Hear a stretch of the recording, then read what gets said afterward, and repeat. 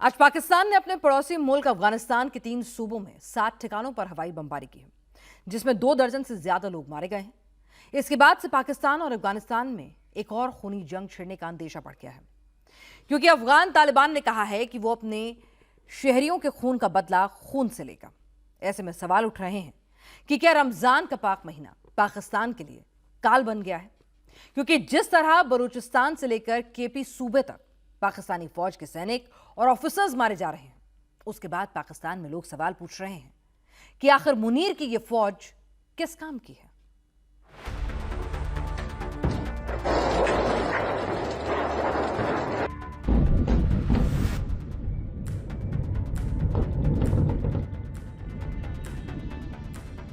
ये तस्वीरें अफगानिस्तान से आई हैं।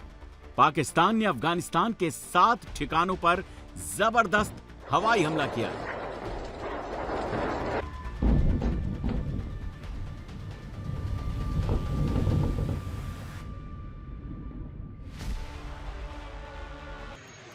रात के अंधेरे में जब पाकिस्तान और अफगानिस्तान के अवाम नींद में थे, तो पूर्वी अफगानिस्तान के 4 जिलों पक्तिका, नंगरहार, बरमल और खोस्त में 7 ठिकानों पर पाकिस्तान की फजाइया यानी एयरफोर्स के तैयारों ने फाइटर जेट्स ने जबरदस्त हमला किया।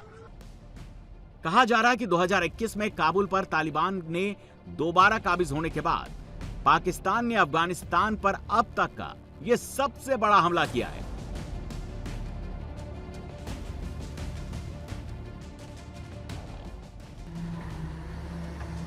पाकिस्तानी मीडिया अफगानिस्तान पर अपनी एयरफोर्स के अटैक के बाद बल्ले बल्ले कर रहा है।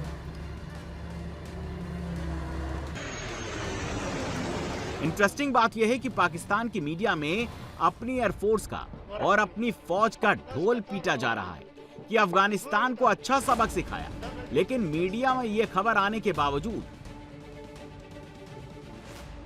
पहले पाकिस्तान की हुकूमत और हर मुद्दे पर बड़बोलापन दिखाने वाला पाकिस्तानी फौज का प्रचार विभाग यानी ISPR खामोश रहा। पाकिस्तानियों को अपनी एयरफोर्स के अफगानिस्तान पर अटैक की खबर अफगान मीडिया से मिली। जब चौतरफा शोर मच गया, तब पाकिस्तान की हुकूमत ने एक बयान जारी करके अपने आवाम को खबर दी कि हां, अफगानिस्तान के 3 सूबों पक्तिका, नंगरहार और खोस्त में पाकिस्तान की एयरफोर्स ने 7 ठिकानों पर हमले किए हैं। यह हमला बरमल, अरगुन, होग्यानी, बहसोद और घनी खेल जिलों में किए गए थे। इन हमलों का टारगेट फितना अल ख्वारिज और Islamic state of Khorasan province यानी ISKP के आतंकवादी थे।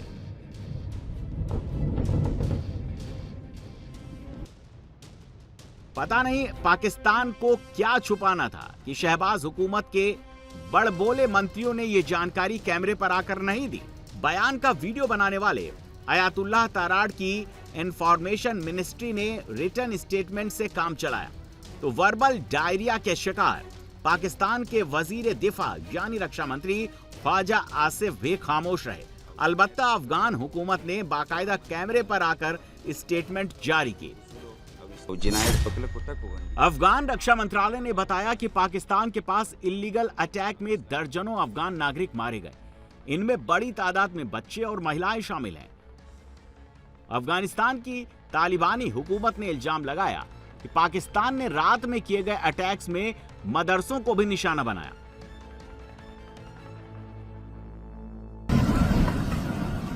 अपने नागरिकों की मौत का बदला लेने के लिए अफगानिस्तान के इस्लामिक अमीरात ने पाकिस्तान के खिलाफ जवाबी कार्रवाई शुरू भी कर दी है। पाकिस्तान के मीडिया ने खबर दी है कि अफगान लड़ाकों ने पाकिस्तान के सरहदी सूबे यानी खैबर पख्तूनख्वा और बलूचिस्तान में कई ठिकानों पर भयंकर अटैक किए। वहीं पाकिस्तान ने अफगानिस्तान के जवाबी हमलों पर मुर्दा खामोशी ओढ़ ली है, लेकिन पाकिस्तान की मीडिया में सोर्स बेस्ड इंफॉर्मेशन चलाई जा रही है, ये कहकर हमलों को जायज ठहराया जा रहा है कि पाकिस्तान ने तो ये हमले सेल्फ डिफेंस में किए,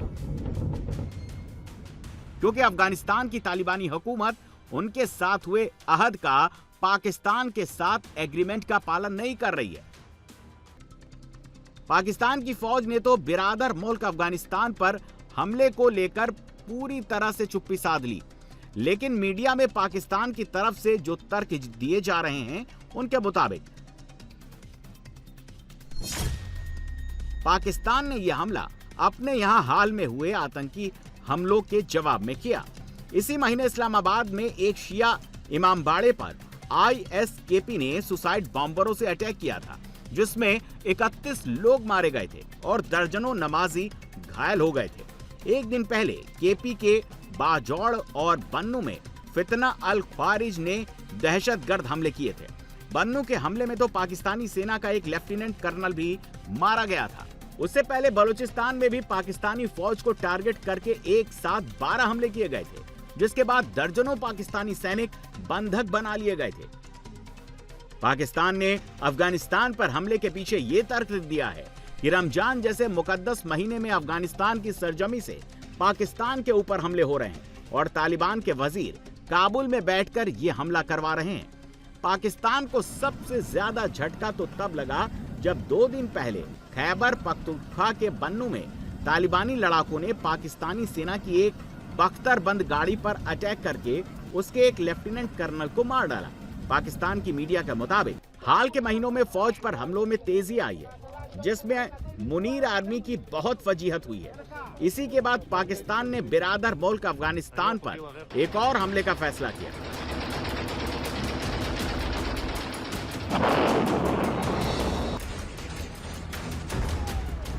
मजे की बात तो यह है कि पाकिस्तान ने अफगानिस्तान के साथ अपनी इस लड़ाई में भारत को भी घसीट लिया है। पाकिस्तान के बड़े पत्रकार और अपने मुल्क में बढ़ती दहशतगर्दी के पीछे भारत का हाथ बता रहे हैं। अगस्त 2021 में जब काबुल पर अफगान तालिबान ने दोबारा कब्जा किया था, तो पाकिस्तान के उस वक्त के वजीर आजम इमरान खान ने कहा था कि आज पाकिस्तान ने गुलामी की जंजीरें तोड़ डाली। पाकिस्तान ने तालिबान की जीत को अपनी जीत समझते हुए जश्न मनाया और ये सोचा था कि अब तो अफगानिस्तान की इस्लामिक अमीरात को अपनी उंगलियों पर नचाएंगे, लेकिन हुआ उल्टा।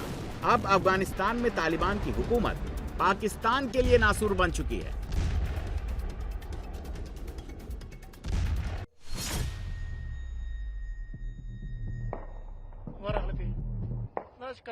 वैसे अफगानिस्तान पर पाकिस्तान का हमला होने ही वाला है। इसके इम्कान, इसके संकेत तो पिछले 2 हफ्तों से मिल रहे थे। पाकिस्तान के डिफेंस मिनिस्टर ख्वाजा आसिफ ने टीवी पर खुलेआम कहा था कि जिस तरह से बलूचिस्तान में बगावत तेज होती जा रही है, खैबर पख्तूनख्वा में फौजी अड्डों पर हमले बढ़ते जा रहे हैं, उसको देखते हुए अफगान तालिबान को सबक सिखाना जरूरी हो गया है, क्योंकि मुल्ला अखुंदाजादा की हुकूमत से दोस्ती गांठने की सारी कोशिशें बेकार साबित हुई हैं। जिस तरह केपीके और बलूचिस्तान में पाकिस्तानी फौजियों का खून बह रहा है, तो पाकिस्तान कार्रवाई को मजबूर हो चुका है। मुनीर और उसकी आर्मी और उसके पालतू प्रधानमंत्री शहबाज शरीफ की हुकूमत का शिकवा यह है कि अफगानिस्तान की तालिबान हुकूमत तहरीके तालिबान पाकिस्तान, बलोच लिबरेशन आर्मी और Islamic State for Khorasan Province जैसे संगठनों को पनाह दे रही है और इन संगठनों ने बलूचिस्तान और खैबर पख्तूनख्वा के कबायली इलाकों में कत्लो-गारत मचा रखी है। वहीं इस्लामिक स्टेट तो अब इस्लामाबाद तक मार कर रहा है, जिसके बाद अब पाकिस्तान ने अफगानिस्तान के साथ बातचीत में मीडिएट कर रहे कतर, सऊदी अरब, तुर्की और यूएई जैसे देशों से कह दिया है कि पाकिस्तानी फौज के पास पलटवार के सिवा कोई और चारा नहीं है।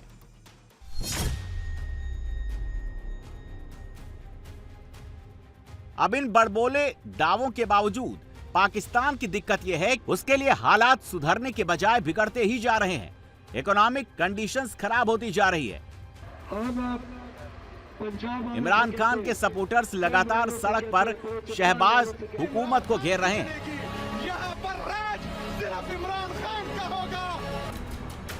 और मुनीर की फौज बलूचिस्तान और केपी में पिजन होल में फंस गई है। उसके पास मुसीबतों के इस जाल से निकल पाने का कोई रास्ता नहीं सूझ रहा है।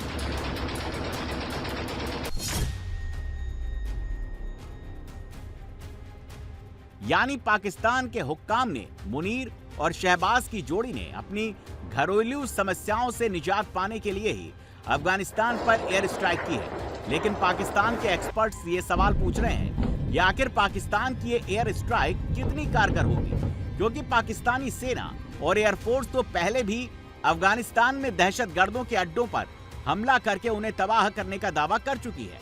ऐसे में क्या ताजा हमलों से बलूचिस्तान और केपी सूबों में पाकिस्तानी सेना पर प्रेशर कम होगा?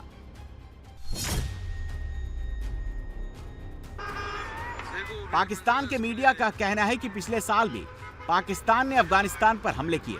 तुर्की, सऊदी अरब और कतर की मध्यस्थता में बात की, लेकिन तालिबानी लड़ाकों पर इसका कोई असर नहीं हुआ।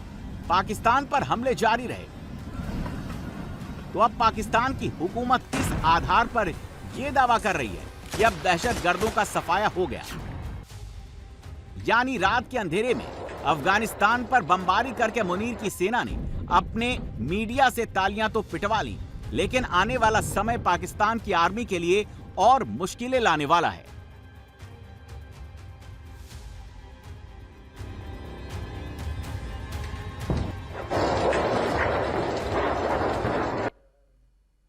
फरवरी का महीना है, चुनाव साल भर दूर है, मगर यूपी का सियासी पारा एकदम गर्म है। यूपी की धरती से प्रधानमंत्री मोदी और मुख्यमंत्री योगी ने यूनाइटेड फ्रंट खोल दिया है। सारे दुश्मन एक साथ टारगेट पर हैं। सियासत के प्रत्यक्ष शत्रु और अप्रत्यक्ष शत्रु भी सभी रेंज में आ गए हैं। प्रधानमंत्री मोदी बहुत गुस्से में हैं और मुख्यमंत्री योगी आर पार के मूड में हैं।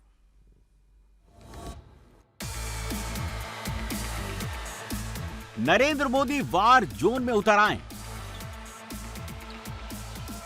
मोदी मुरव्वत के मूड में बिल्कुल नहीं है। नरेंद्र मोदी सारा हिसाब किताब चुकता करेंगे। मोदी कांग्रेस से मिले एक एक जख्म का हिसाब लेंगे। ग्लोबल एआई इंपैक्ट समिट में यूथ कांग्रेस का ये नंग धड़ंग प्रदर्शन राहुल गांधी को बहुत भारी पड़ने वाला है। कांग्रेस ने विदेशी मेहमानों के सामने ये शर्टलेस प्रोटेस्ट करवाया था।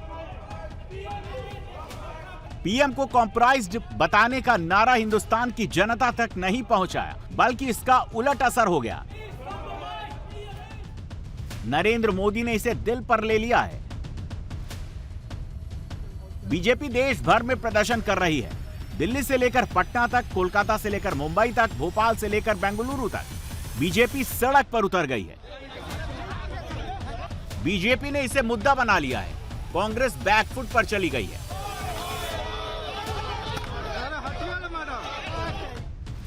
अब प्रधानमंत्री नरेंद्र मोदी खुद फ्रंट फुट पर आ गए हैं। मोदी ने कांग्रेस को सीधे सीधे अल्टीमेटम दे दिया है। मोदी की चेतावनी ऐसी है कि कांग्रेस नेताओं को आज नींद नहीं आएगी। कांग्रेस ने भारत के एक वैश्विक आयोजन को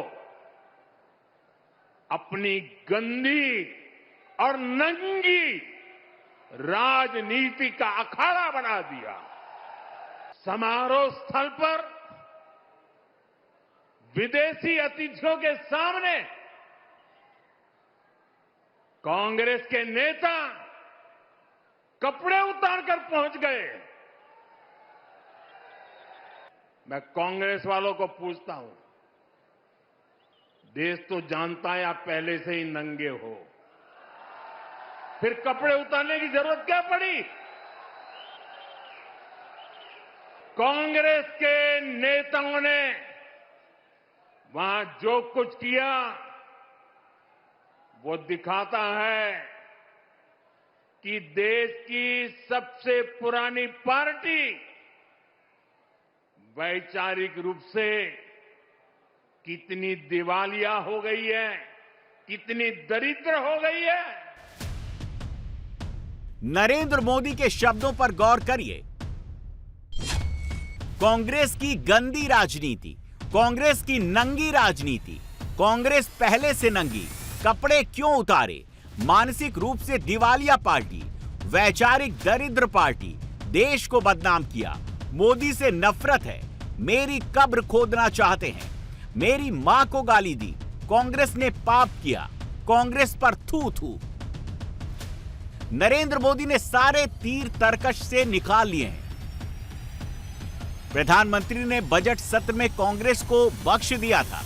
बजट सत्र के फर्स्ट हाफ में मोदी ने राहुल गांधी को हेडलाइन बनने का थोड़ा मौका दिया था। मैं आपसे नहीं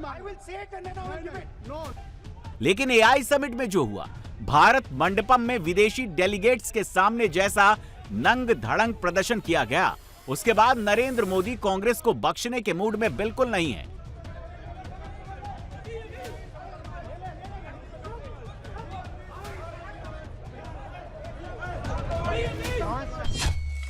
कांग्रेस तो अपने ही देश को बदनाम करने में जुटी है। साथियों, कांग्रेस के नेताओं को मोदी से नफरत है। ये लोग मेरी कब्र खोदना चाहते हैं। मेरी मां को गाली देने से भी उनको कोई परहेज नहीं है। उन्हें भाजपा से विरोध है, उन्हें एनडीए से विरोध है। ठीक है, आपकी राजनीति में यही करना जरूरी है, चलो भाई समझ सकते हैं, हम इसको भी सहन कर लेंगे। लेकिन कांग्रेस को याद रखना चाहिए था कि एआई ग्लोबल समिट ये बीजेपी का समारोह नहीं था और न ही उस समय बीजेपी का कोई नेता वहां मौजूद था। ये देश का कार्यक्रम था,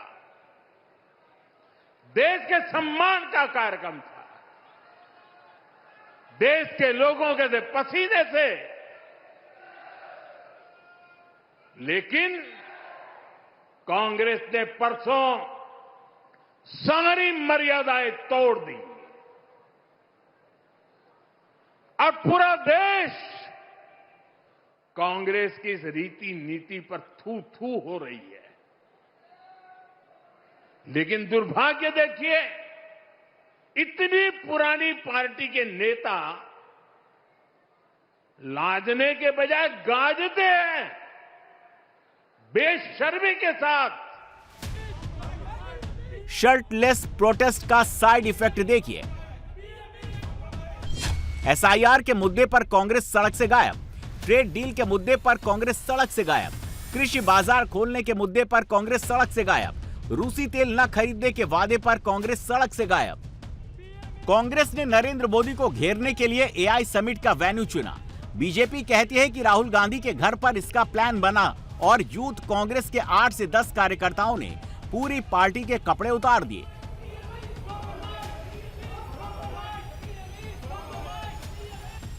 नरेंद्र मोदी ने ऐसा मुद्दा चुना है जो इंडी अलायंस को भी तोड़ रहा है। एआई समिट में कांग्रेस के प्रोटेस्ट पर कांग्रेस अकेली पड़ गई है। ममता बनर्जी की पार्टी टीएमसी ने कांग्रेस का साथ नहीं दिया। स्टालिन की पार्टी डीएमके ने कांग्रेस का साथ नहीं दिया। शर्टलेस प्रोटेस्ट पर अखिलेश यादव की सपा ने भी किनारा कर लिया। फारूक अब्दुल्ला की नेशनल कॉन्फ्रेंस भी कांग्रेस के साथ नहीं आई। उद्धव ठाकरे की शिवसेना यूबीटी ने भी कांग्रेस का सपोर्ट नहीं किया। नरेंद्र मोदी ने इंडिया अलायंस के बीच की इस फॉल्ट लाइन को ढूंढ निकाला है। मोदी इस फॉल्ट लाइन को चौड़ा कर रहे हैं। मोदी को इसका मौका खुद राहुल गांधी की पार्टी ने दिया है। मोदी को मौका मिला तो उन्होंने दोनों हाथों से लपक लिया। इसी महीने की 4 तारीख को लोकसभा में कांग्रेस ने अपनी महिला सांसदों की पीएम की कुर्सी के पास तक प्रोटेस्ट के लिए भेज दिया था। प्रधानमंत्री ने उसका भी हिसाब कर दिया।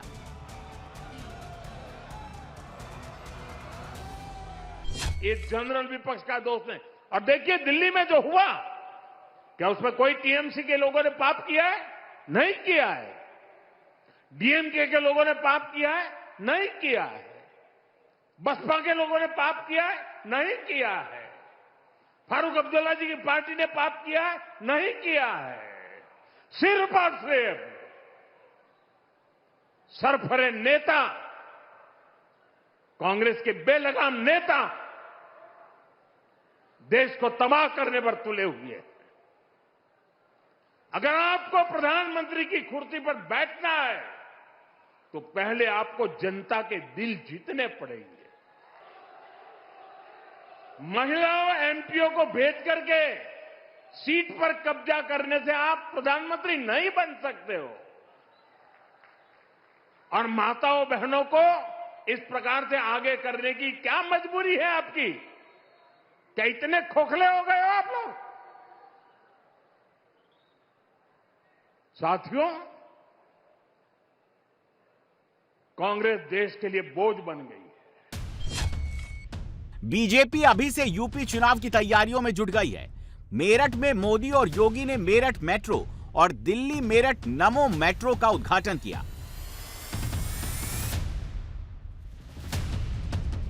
यह प्रोजेक्ट वेस्टर्न यूपी के एक बड़े हिस्से को फायदा पहुंचाने वाला है। एनसीआर की सड़कों की भीड़ भाड़ से बचते हुए मेरठ से सीधे दिल्ली आना जाना आसान हो गया है। 2027 के यूपी चुनाव से पहले वेस्टर्न यूपी में बीजेपी को बड़ा बूस्टअप मिला है। विशेषकर लड़कियों और जेनजी को मोदी का यह तोहफा बहुत पसंद आने वाला है। मोदी ने यहां भी मौका नहीं गंवाया। कांग्रेस के बाद समाजवादी पार्टी पर अटैक कर दिया। कांग्रेस के लिए मोदी ने देश का मुद्दा चुना, सपा के लिए मोदी ने प्रदेश का मुद्दा सेलेक्ट किया। यूपी के मुख्यमंत्री योगी आदित्यनाथ ने कुछ दिन पहले ही अपने ट्विटर बायो में ब्रह्मोस की पिक्चर लगाई थी। इसका मतलब क्या है, ये आज नरेंद्र मोदी ने समझा दिया। यूपी की चर्चा किन बातों के लिए होती थी? हर किसी को मेरठ के दंगे, पश्चिम यूपी में क्रिमिनलों की गैंग, खराब सड़कें, बिजली की कटौती और पिछड़ेपन की परिस्थितियां, यही कुछ चर्चा में रहता था। पश्चिमी यूपी के अपराध पर फिल्में बनती थी, फिल्में। सपा सरकार ने यूपी का ये हाल करके रखा था। लेकिन आज यूपी को विकास के लिए जाना जा रहा है। आज हमारे यूपी को ब्रह्मोस के लिए मोबाइल फोन बनाने और एयरपोर्ट के लिए पर्यटकों की सुविधा लगातार बढ़ती संख्या के लिए जाना जाता है। साथियों, सपा राज में जो अपराधी बेखौफ घुमा करते थे, वो आज योगी जी की सरकार में जेलों में दिन बिता रहे हैं। आज किसी की हिम्मत नहीं है कि कॉलेज से पढ़कर निकल रही हमारी किसी बेटी का अपमान कर सके। यूपी का law and order Yogi Adityanath की यूएसपी है। योगी को यूपी का लॉ एंड ऑर्डर ठीक रखने के वोट मिलते हैं। लॉ एंड ऑर्डर का वही मुद्दा अखिलेश यादव के साथ चिपकता है तो अखिलेश के वोट कटने लगते हैं।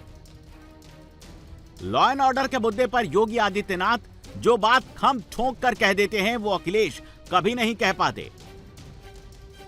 हम लोग मर्यादित लोग हैं, कानून का शासन पर विश्वास करते हैं, कानून का शासन पालन करना भी जानते हैं, पालन करवाना भी जानते हैं, दोनों चीजों को एक साथ लागू करवाना जानते हैं।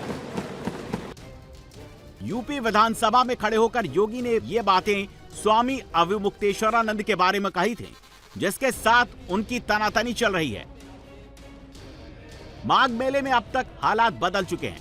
कोर्ट के आदेश पर ज्योतिर्पीठ के शंकराचार्य स्वामी अविमुक्तेश्वरानंद के खिलाफ पॉक्सो एक्ट की गंभीर धाराओं में मुकदमा दर्ज हो चुका है।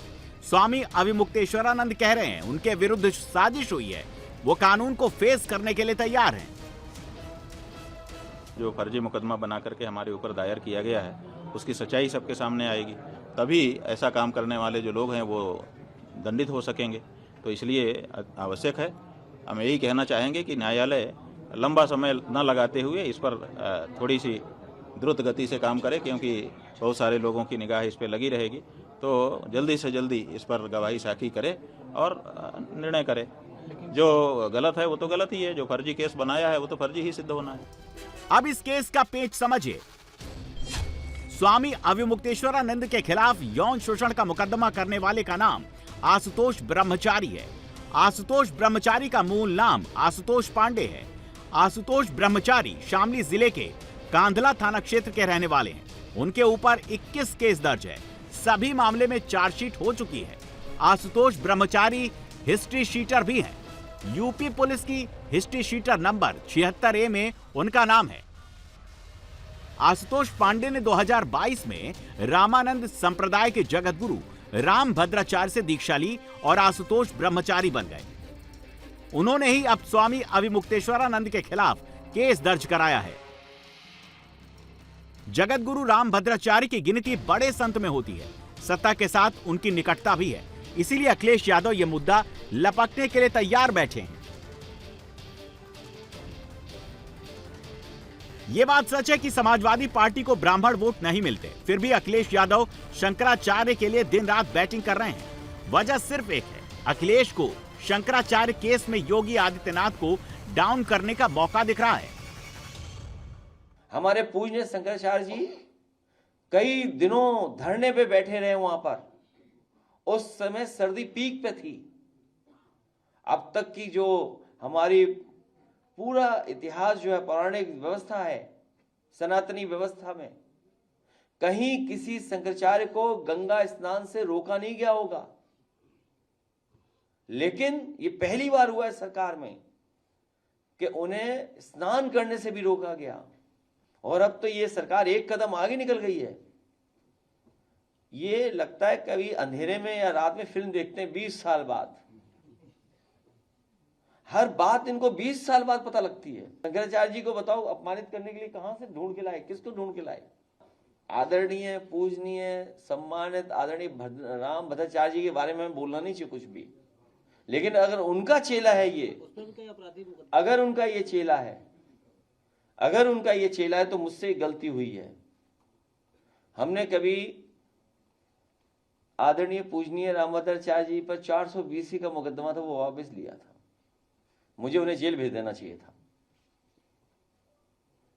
और ये बात गलत हो तो बताइए आप। कभी कभी विचारों को लेकर के कुछ झगड़े हो जाते हैं, लेकिन अब इस सीमा पर चले जाएंगे कि आप आरोप लगा करके इस तरह का घटिया आरोप लगवाएंगे आप। इसीलिए मैं कह रहा हूं कि ये सरकार बचने वाली नहीं है। यूपी के सियासी हालात समझिए।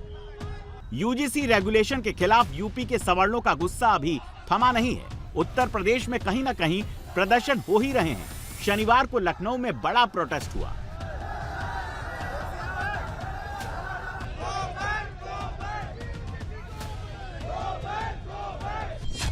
यूजीसी रेगुलेशन का सीधा रिश्ता सवर्ण वोट से है। यूपी में सवर्ण वोट में सबसे बड़ा हिस्सा ब्राह्मण वोट का है। शंकराचार्य का मुकदमा भी ब्राह्मण वोट से जुड़ता है। काशी के मणिकर्णिका घाट का रिनोवेशन भी एक मुद्दा है। यूपी में ब्राह्मण वोट एक मुश्त बीजेपी को मिलते हैं। 2014 में, 2017 में, 2019 में, 2022 में यूपी के ब्राह्मण पूरी तरह बीजेपी के साथ रहे हैं। 2022 के यूपी चुनाव में 52 ब्राह्मण विधायक चुने गए। इनमें से सबसे ज्यादा 46 ब्राह्मण विधायक बीजेपी के थे। 5 ब्राह्मण विधायक सपा के जीते थे। 1 ब्राह्मण विधायक कांग्रेस का जीता था। 2024 में ब्राह्मण वोट थोड़ा सा हिला तो बीजेपी का किला ढह गया। 2024 के लोकसभा चुनाव में यूपी से बीजेपी के 8 ब्राह्मण सांसद चुने गए। सपा का 1 ब्राह्मण सांसद चुना गया। कांग्रेस के हिस्से में 2 ब्राह्मण सांसद आए।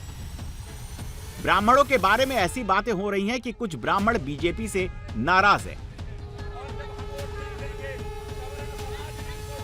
प्रयागराज के माघ मेले में स्वामी अविमुक्तेश्वरानंद के बटुकों की चोटी पकड़कर खींचने का मुद्दा शांत नहीं हो रहा है। यूपी के डिप्टी सीएम केशव मौर्य ने शंकराचार्य अविमुक्तेश्वरानंद को शंकराचार्य भगवान कहा था। यूपी के दूसरे डिप्टी सीएम ब्रजेश पाठक ने ब्राह्मण बटुकों को अपने घर बुलाकर उन पर फूलों की बारिश की, टीका लगाया, सम्मानित किया। अखिलेश यादव को इन सब में बीजेपी की अंदरूनी कलह दिख रही है। हम लोग ऑफर देते हैं, वो वापस रिवाइव करते हैं ऑफर दोबारा। 100 विधायक लाइए और मुख्यमंत्री बन जाइए। तो ले आए 100 विधायक। मन तो दोनों का ही है। जो लाएगा वो पाएगा, जो नहीं लाएगा वो क्या पाएगा। अखिलेश यादव यूपी में एक भ्रम की स्थिति क्रिएट करना चाह रहे हैं कि योगी के दोनों डिप्टी सीएम योगी के खिलाफ बागी होने के लिए तैयार बैठे हैं।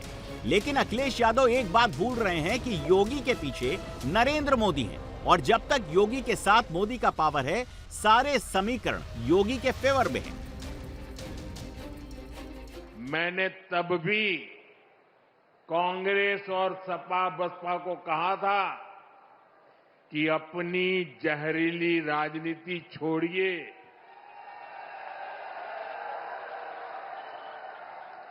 और आइए विकास के मुद्दे पर मुकाबला करके देखते हैं।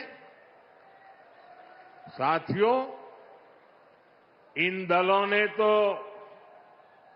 अपनी जहरीली राजनीति नहीं बदली, लेकिन भाजपा ने विकास और अपनी नीति रीति, अपनी नियत में अगर एक बात को सर्वोपरि रखा तो वो है विकास। यूपी में कांग्रेस की स्थिति सबसे अजीब है।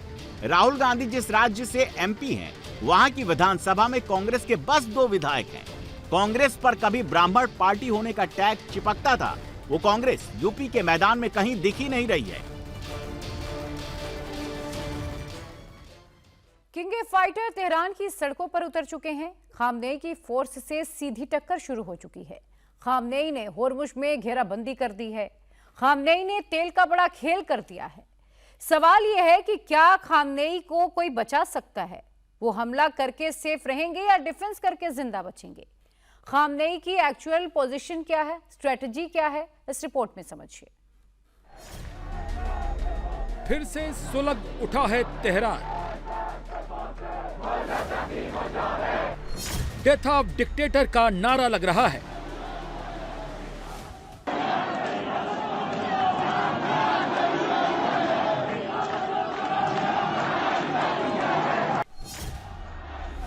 ईरान का अब्दनान भी उबल रहा है। लोग सड़कों पर निकल गए हैं, खामनेई के लिए बद्दुआ मांग रहे हैं। वैंकूवर में भी खामनेई की मौत की दुआ की जा रही है।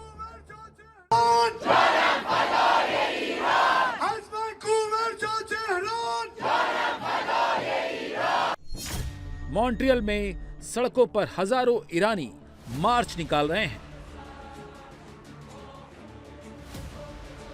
सब कह रहे हैं खामनेई खत्म हो, किंग रिटर्न हो।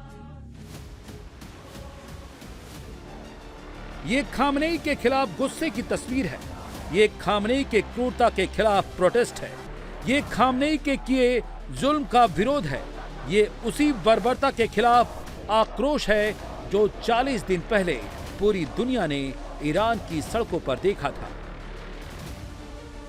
ईरान से लेकर पूरी दुनिया भर में खामनेई के खिलाफ प्रदर्शन शुरू हो चुका है।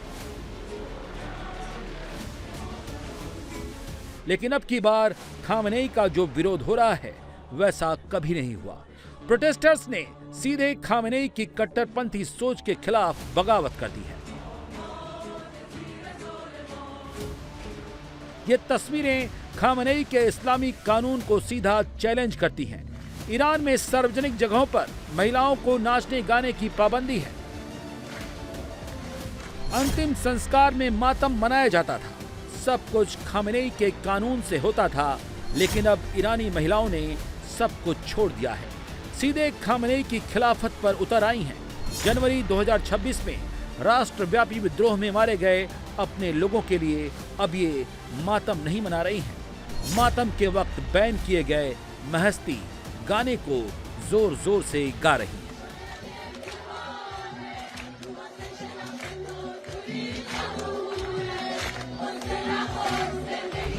47 सालों से थोपे गए इस्लामिक कानून के खिलाफ ये नई क्रांति है। खामनेई के रिजीम से लोगों के टकराने की ये नई तस्वीर है, क्योंकि इस बार खामनेई के खिलाफ फ्रंट छात्रों ने खोल दिया है। शरीफ यूनिवर्सिटी ऑफ टेक्नोलॉजी, अमीर कबीर यूनिवर्सिटी ऑफ टेक्नोलॉजी और कई मेडिकल साइंसेज यूनिवर्सिटी में खामेनेई के खिलाफ रैलियां निकाली जा रही। तेहरान, मशहद और अदनान जैसे शहरों के यूनिवर्सिटी कैंपस में सैकड़ों छात्र मार्च निकालते दिख रहे हैं। हर प्रदर्शन में एक ही आवाज गूंज रही है, तानाशाह की मौत हो, जावेद शाह जिंदाबाद, डिक्टेटर को मौत मिले, राजशाही की वापसी हो।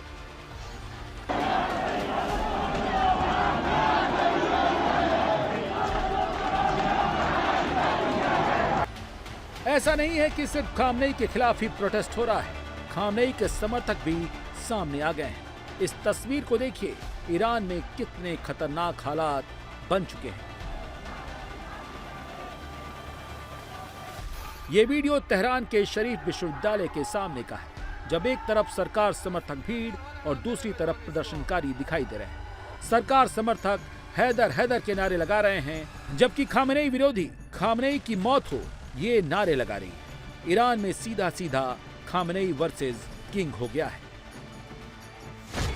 सवाल है कि क्या खामेनेई का किला ढहने जा रहा है? क्या ईरान में किंग का किंगडम लौटने वाला है? खामेनेई नए विरोध प्रदर्शन को क्या दबा पाएंगे?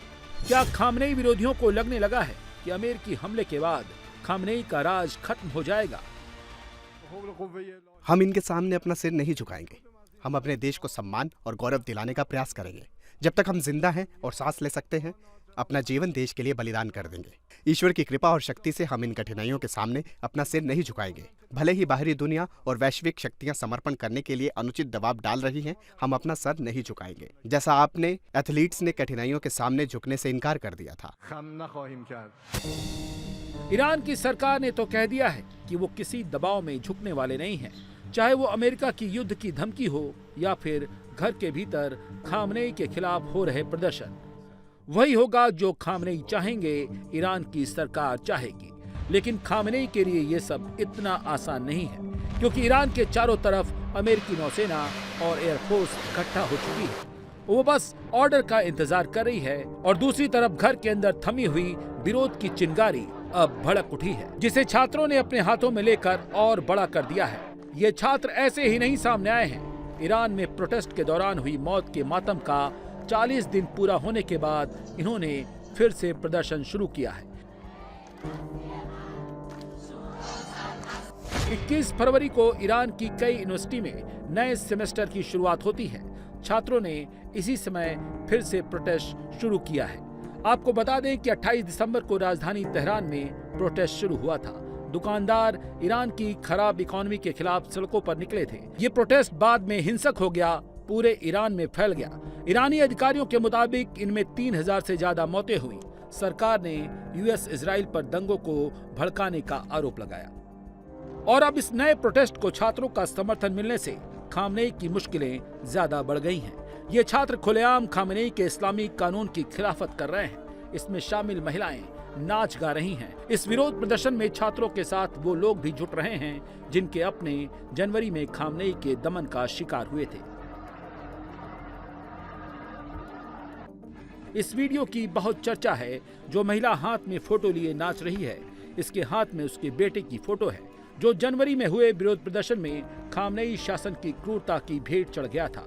वैसे ईरान में महिलाओं का नाचना गाना मना है, लेकिन बेटे की मौत पर ये माँ नाच कर खामेनेई को ये बता रही है कि वो उसके इस्लामी कानून को नहीं मानती। वो नाच रही है, गा रही है और गा गा कर खामेनेई को मौत की बद्दुआ दे रही है और ईरान के राजा रहे जावेद शाह के अमर के नारे लगा रही है। इन पीड़ितों के साथ छात्र खड़े हो गए हैं और यही खामेनेई के लिए सबसे बड़ी टेंशन है, क्योंकि ये छात्र खामेनेई के खिलाफ कई सालों बाद फिर से एकजुट हो गए हैं। ईरान में आखिरी बार छात्रों का सबसे बड़ा प्रोटेस्ट 2022 में हुआ था। ये प्रोटेस्ट महसा अमीनी की हिरासत में मौत के बाद शुरू हुआ। महसा अमीनी ने सख्त ड्रेस कोड हिजाब का विरोध किया था। महसा अमीनी की मौत के बाद हुए प्रोटेस्ट में 500 से ज्यादा लोग मारे गए थे। इस प्रोटेस्ट में बड़ी तादाद में यूनिवर्सिटी स्टूडेंट शामिल हुए थे। इन सभी विरोधियों को अब राजवंश से उम्मीद जगी है। उन्हें लग रहा है कि अमेरिका ईरान पर अटैक करेगा, खामेनेई का खात्मा होगा और राजवंश का ईरान में उदय होगा।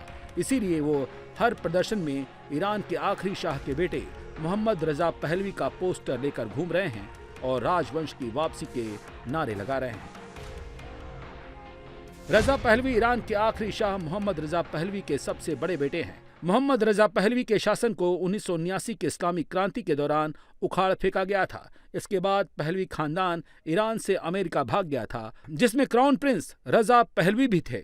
1960 में जन्मे रजा पहलवी अमेरिका में रह रहे हैं। ईरान में अब भी रजा पहलवी के कुछ समर्थक बचे हुए हैं और अब इन लोगों को उम्मीद जगी है कि खामनेई के जुल्म का अंत होने वाला है। अमेरिका के साथ युद्ध में खामनेई का खात्मा होगा और रजा पहलवी का ईरान में शासन होगा। लेकिन सवाल है कि क्या ये सब इतना आसान है?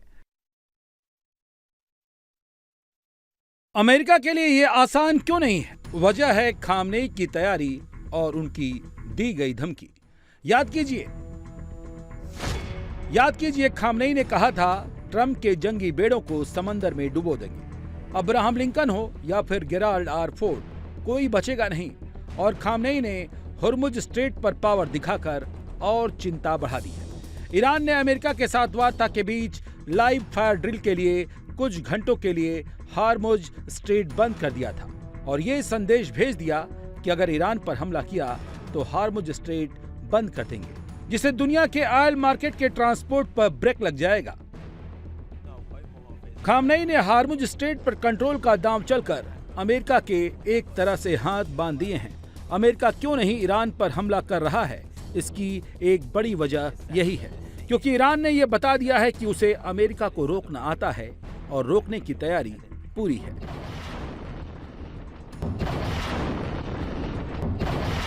खामनेई ने अमेरिका को अपनी नई एडवांस एयर डिफेंस मिसाइल सईदा 3G की टेस्टिंग हार्मुज स्ट्रेट में करके बता दिया है। खामनेई ने यह टेस्टिंग तब की है जब खामनेई की नौसेना रूस के साथ ड्रिल कर रही है।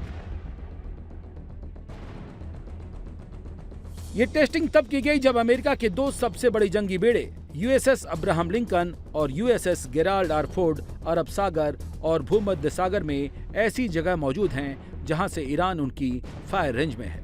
ये सच है, ताकत में ईरान अमेरिका के सामने ठहर नहीं पाएगा। लेकिन ये भी सच है कि ईरान के साथ रूस है। अमेरिका ये भी जानता है, लेकिन अमेरिका को सबसे ज्यादा टेंशन हार्मुज स्ट्रेट पर कंट्रोल को लेकर है, जिस पर मौजूदा वक्त में ईरान का दबदबा है। हार्मुज स्ट्रेट पर ईरान के कंट्रोल से होगा क्या? हार्मुज स्ट्रेट फारस की खाड़ी और ओमान की खाड़ी के बीच 33 किलोमीटर का समुद्री रास्ता है। एक तरफ ईरान है तो दूसरी तरफ Iraq, Kuwait, Bahrain, Qatar, Saudi Arab और यूएई जैसे देश हैं। इन्हीं के बीच जहाजों के लिए आने जाने का रास्ता है जो सिर्फ 2 मील तक चौड़ा है। इन सभी देशों का तेल फारस की खाड़ी से होकर स्ट्रेट ऑफ हार्मुज से होते हुए ओमान की खाड़ी के रास्ते दुनिया के दूसरे देशों तक जाता है।